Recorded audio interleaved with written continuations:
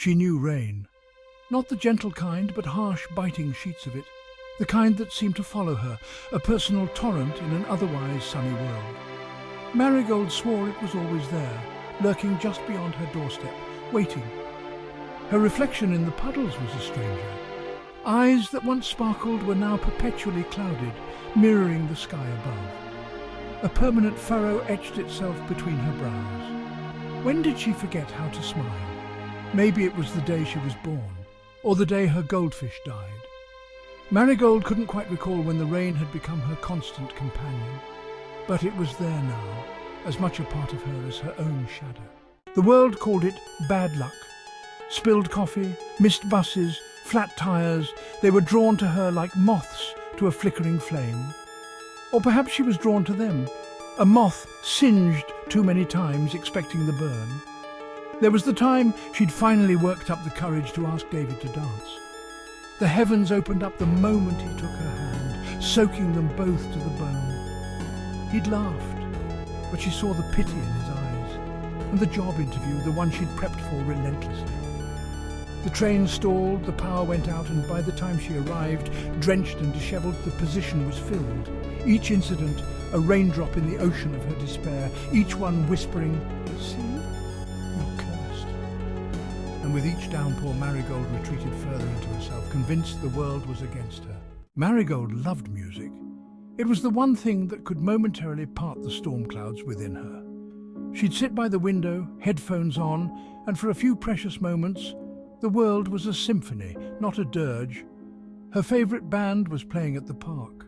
A free concert, a chance to lose herself in the melodies. She almost didn't go, fear clutching at her throat, but the music, it called to her, a beacon in the storm.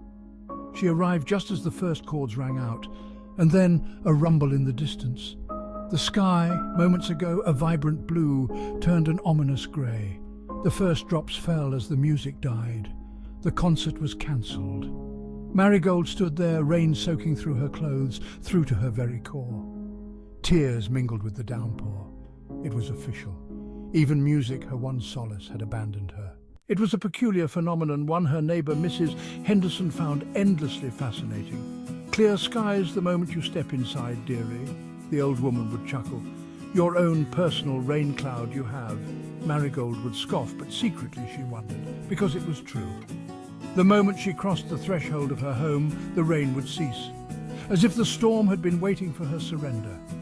She'd watch from her window as the sun peeked through the clouds. Children would run out to play, their laughter echoing in the now bright streets. And Marigold would feel a pang, not of envy, but of something akin to resignation. The world went on, rain or shine, but for her it seemed there would only ever be the one constant companion, the rain. Did the rain cause the gloom, or did the gloom summon the rain?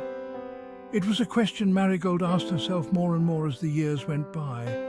A chicken and egg conundrum with no easy answer. Perhaps it didn't matter.